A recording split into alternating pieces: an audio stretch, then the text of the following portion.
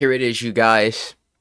The video about muscle butts in WMMA, per highly requested by my viewers after last weekend's Fight Companion. I don't even know how I wanted to start off this video. I've just been sitting at my desk, writing down different ideas for intros and then crumpling up the paper balls. Around my setup, they're just a bunch of loose leaf notebook paper and piled mounds surrounding my office chair. I want to talk about the prevalence of the muscle butt in WMMA. I want to give the term a definition, and I want to unpack exactly what it means for the fact that our fan base is pining so heavily after certain fighters with muscle butts. Exempt is Eileen Perez. That should be moving like yeah, I mean, that me through the webcam. But on the other hand, we got dudes like Concrete Jungle on YouTube posting videos of Tracy Cortez working out her muscle butt, talking about UFC's Tracy Cortez keeping small and tight during holidays. Cortez on an 8-fight win streak. What the actual fuck? As far as assigning a definition to muscle butt, a muscle butt is a pair of cheeks it has no gelatinous qualities. It was built in the gym. It's firm. There's no squish. Back shots sounding like you keep on hitting replay on Stone Cold Steve Austin's ring entrance theme song. The reason why muscle butts are so prevalent in WMMA is because weight cutting is a prolific part of this sport. The weight classes for women are, of course, 115 pounds, 125 pounds, and 135 pounds. Of course, it's like improper to ask a woman how much she weighs, but this 5'4" baddie you see on your Instagram feed, or like low yoga pants who's right in front of you at the 7-Eleven as you're about to get some gas, she's weighing like an Amanda Nunes on fight night if she's got a dumpy and it's sitting. And that's okay because there's proportions. Whereas that 5'4" woman, if she does fight at women's strawweight or 125 pounds, unavoidable is the muscle butt. It's an inevitability. But whenever we're dealing with like women out in like the real world, they're uncommon. Even for women who like go to the gym and work out a lot, there is no necessity for them to make 115 pounds 3 times per year. So the only naturally occurring muscle butts that you really see in terms of like people outside of this profession are in men. Like men have muscle butts. And that's like that's the core issue here. That's what I want to unpack is like there's a layer of pining after these women with muscular thoraxes that low-key might make you a fizzle. You might be a fizzle. When we get some reprieve with fighters like Eileen Perez, like all you dirty dogs who are in the last chat thirsting over Jocelyn Edwards, dog, listen. There's like a 4 out of 10 chance that Kyle Lowry is a lock screen on your phone.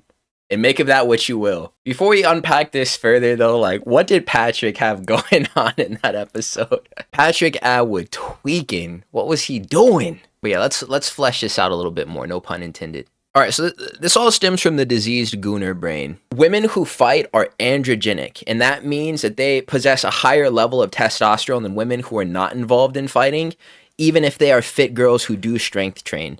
Testosterone and its production, if it's not being exogenously introduced to your body through means of like steroids, is a chemical that your body makes in response to things like competition, things like physical exertion. Fight training boosts testosterone. Strength training boosts testosterone. This is the male sex hormone. So what you're going to see in women who aren't doping but are partaking in these types of activities that are synonymous with fight training is they're going to have more of an androgenic masculine look to their facial structure and body composition than women who are not involved in these things. A huge part of like what makes people conventionally attractive is going to be levels of dimorphism. Dimorphism, this word signifies different character qualities or physical traits that people will possess that makes them synonymous with the gender that they belong to. Male dimorphism entails very hard lines on our faces, sharp jaw lines, angles, high cheekbones, which are accentuated through convex cheeks, like the hollow cheeks that people are always talking about in like looks maxing communities. Protruding eyebrow ridges. These things, they're masculine qualities. Female dimorphism entails a softer chin. I mean, it's still defined, but it's softer. It's less angular. The angles are smoother around the edges. The cheekbones are still high, but they're more so dimpled and shallower. A lot of the releasing of the male or female sex hormones, since, I mean, they belong to both of us. Men and women both have estrogen and testosterone. That's the female sex hormone, estrogen. A lot of it has to do with body fat percentage. Leaner people contain more testosterone in their endocrine system than people with higher body fat percentages. This is similarly true of more muscular people, and being super lean and muscular is grounds for naturally producing a lot of testosterone. There's nothing wrong with having a type, you guys, but there's cognitive dissonance that's on display whenever fight fans clown on Dan Hooker, Jeff Molina, or Israel Adesanya for liking guys Peyton Talbot, but then they pine for like the most masculine women on the face of the earth. That doesn't make sense to me. The way that some of these gooners out here have grown to fetishize muscle mommies, which is completely contradictory to what is desired by human males on a biological level, on an evolutionary level. And there's different like tiers to everything, including the depravity of UFC watchers who fall into the muscle butt manhole, as we're talking about right now. That's also a working term. We're going to try to workshop that a little bit. That's going to fall directly in line with our next point, which is going to be evolution compels attraction. Human males have evolved to detect certain signifiers and potential mates to determine how optimal they are to produce offspring. And this is all in line with qualities that represent high fertility, youth, and health. We have waist to hip ratio. A low waist to hip ratio, roughly 0.07. That's like the guitar case, Coke bottle shape. Whenever women say like they're snatched and stuff, they're talking about the waist to hip ratio. This is a strong visual cue for fertility and hormonal health, which is generally preferred across cultures. That's the reason why people are still talking about body tea. And in ancient societies, they were making figurines of Venus statues that were picturing exactly what I'm describing to you right now. We as men are biologically predisposed to chase thick johns. Body shapes described as symmetrical feminine features and curvy figures, including full breasts and a 45.5-degree lumbar curve. That's a very specific number. And I looked up what a lumbar curve is. It's literally how your spine arches towards like your butt. Trained in our psyches from birth, in our DNA, coded into our genetic programming, we are not designed to pine after muscle butts, yet we still do it, make it make sense. Youthfulness is a universal attractor for both men and women. That's just because it's correlated with health indicators as well that men also look for. We're all subconsciously just gene maxing whenever we're looking at potential suitors. No matter if we're like looking for a woman to potentially pursue a relationship with or just hooking up, there's an evolutionary override that's determining how suitable this potential mate is. That just happens behind the scenes. It's a process we're not even aware of. It just takes place. And it's weird with that health indicators criteria that people do have for finding mates and people who are optimal to pass their genes off with. Women are super different from men in terms of like a fitness standpoint, with like this eye test that you have to pass in order to be considered a prime partner for the purpose of making children, of course, because in terms of baselines, women can be at around 20 to 25% body fat percentage and still fall into a healthy range. Fitness influencers and male spaces have kind of hammered home the idea that life doesn't really start for you as a man until you're at around or below 15% body fat percentage, but this logic isn't transferable to the opposite sex, like whatsoever. And that's because women who are too lean, we'll say, or even too overweight. In the case of being too lean, though, for the sake of our discussion, within the range of 20 to 18% or under that range, that's whenever we start to face issues of low estrogen, and this can sometimes lead to menstruation just not happening. There's a chance that like your favorite female fitness influencer just doesn't have periods. Thus, conception is literally impossible. And this falls into the psyop, which is the larger discussion to be had. Men who are chronically intaking content that suggests that lean is law are projecting this doctrine onto women they seek to have relations with or idealize sexually. And the effects of mass media acting as a proponent of this looks maxing ideology and deeply ingraining it into the psyche of all people as they exit into the world looking for like the leanest people across all gender groups and using a low body fat percentage as a metric to assess health and beauty thereafter is kind of muddying the normativity of heterosexuality, and it's making certain individuals fetishize masculine qualities in women. There's many layers of this onion that is, graphic sexual content, which a lot of us were subjected to at young ages. That's rape. A represented community of people online who like brolic women, like Rhea Ripley. Rhea Ripley, who's come out herself and said that her persona was developed around a man named Chris Motionless. People still thirst after her. And also the fact that there's no stigma for the fact that people are into this type of thing, which I don't really have an opinion as to whether or not that's right or wrong. But the opinion that I do maintain is that lusting after muscle butts is gay. It's gay. It's the same thing as women fetishizing men who look like women.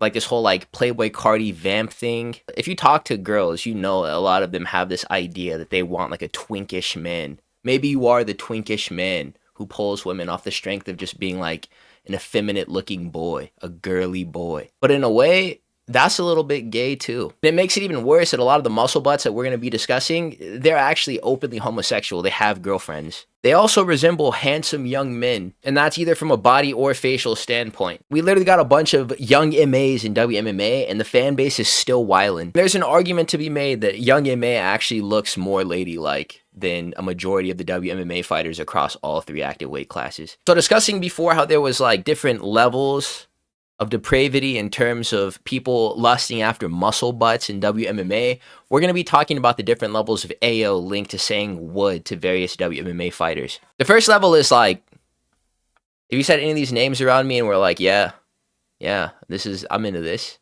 I would just hit you with a couple of these. I might even agree with you, big dog. I might actually firmly dap you up. And that's because these women still look like women even while maintaining incredibly low body fat percentages and having much more dry and clearly visible skeletal muscle mass. The saving grace of many of these fighters is that they retain a lot of womanly attributes and they have less angular faces, and they also have like proportionate distribution of their musculature. And they're not that lean. I mean, like Mackenzie Dern is pretty lean whenever she makes weight, but whenever she rehydrated against Verna Jandiroba, we can side by side compare that picture of her kicking where the kick was blocked and you see like the reverberation of some loose fat there on her thigh, and like contrast that with like Leon Edwards landing the high kick that he landed on Kamaru Usman. The muscles on Leon Edwards' quads, they stay tight whenever he kicked Kamaru Usman. And you'd see that same thing transpire with other women fighters that we will talk about eventually, just not these ones. And that's just because they don't look like they're made out of iron. But like that's pretty standard, and how much people gas up certain WMMA fighters is kind of a tell of how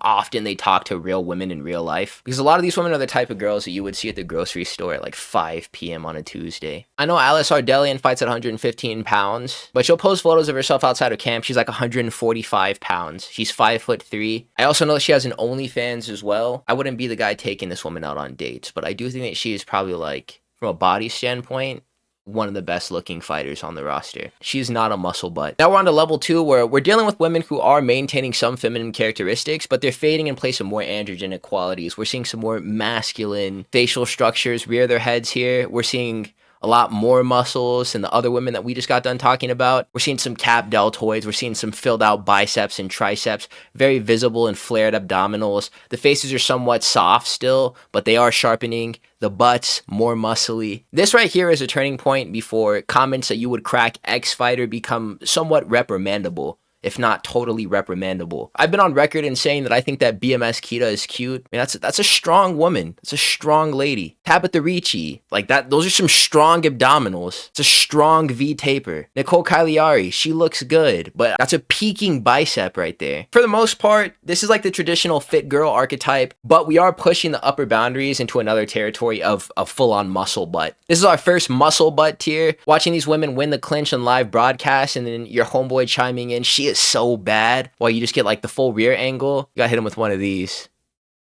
At this point, we have very sharp facial features, builds reminiscent of Davy Grant, and musculature relative to males who fight in the same weight classes. 1-to-1, a lot of these fighters look like they have male counterparts. They're like women's bantamweights. They look like certain male bantamweight fighters. Obviously, the physiology is going to be a little bit different, but it's around the same. Too close. Women who do fit the description of being within like the level 3 of muscle butt are usually not made into sex symbols because most of the time they're not expressing any interest in men. But there's always a few ethically bankrupt individuals in the comment sections of the posts that they do make online. And no matter what I may say about this tier or the next one that we're going to discuss, the final one, I love androgenic female fighters. They're my favorite because they're willing to get dirty and they fight harder than women who belong to level 1 and 2 most of the time. They be throwing them hard bitches. And then we're in level 4, straight up sunny bun territories, like absolute, like sun, sunyin, sunny day, sundergun. People who make passes at these women are either trolling or irredeemably gooned out. These are the types of women in the sport who males gather in circles amongst themselves to discuss which of them would get beaten up by these certain fighters and how badly they would do it. This is a level which is just flat out taboo to be forthcoming and stating that you are into in public spaces,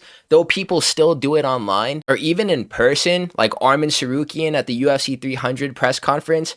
Do you guys remember whenever Armin Sarukian when asked about how many sticks he would throw at Kayla Harrison, which is like Russian slang for beating him cheeks. He had said a whole lot, and we just gave him a pass for that. Armin Sarukian, in broad daylight, said he would beat Kayla Harrison's doonies down.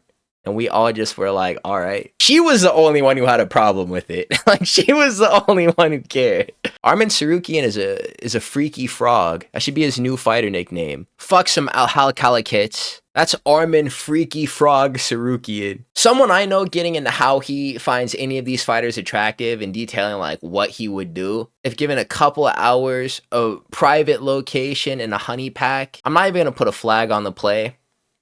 I'm just gonna make a mental note. Start jotting down different things that I remember from the discussion and just keep the receipts here. I'm gonna let his thirsty ass build a case against himself. If you're about to say some thirsty stuff about Kayla Harrison in a group of guys you also know watch UFC and like you're being dead ass, bro, you gotta throw some feelers out there first just to make sure that everybody's on the same page. Because if it's me, I'm gonna look at you crazy. If anything, I'm not going to look at you the same. So yeah, you guys, there's the muscle butts list. I was thinking about whether or not I was going to make it, how I was going to do the video. I mean, I'm going to have to watch it as I edit it, but I think it came out pretty funny. There's going to be another late upload, but I mean, this week is scuffed, so it's like, who really cares? I'm probably going to post again at like midnight tomorrow, so. However we're going to get there, we're going to get there. Thank you guys so much for making it to this point in the video. If you did, make sure to like, comment, and subscribe. I really do appreciate the love you guys for showing on the predictions for this week. Hopefully all of them hit. Make sure you're pulling up to my Fight Companion on Saturdays. We host those every single Saturday. There is a UFC event. I will be live for the entire duration of the prelims, early prelims if those are part of numbered cards like they will be for UFC 328, and then the main card, of course. And then we do a recap of the event directly afterwards. And that's like standard protocol. It will never change, you guys. And then 2 uploads in between predictions and the stream. So this is the first upload. I will be back for another video in the next 2 days before we go live on Saturday. I mean, I guess Friday night to watch UFC Perth. Thank you guys so much for rocking with the channel. Thank you guys so much for pulling up to the streams. Even whenever it's not the Fight Companion stuff, I'll randomly go live, play some games. You guys are the best. Thank you so much for supporting what I do here. You guys always show up for me, so I'm going to keep showing up for you guys. Thank you so much for recommending this video idea as well, because this was a lot of fun to record. But yeah, I'm going to catch you guys in the next one. Everyone have a wonderful day. Peace out. We will talk soon.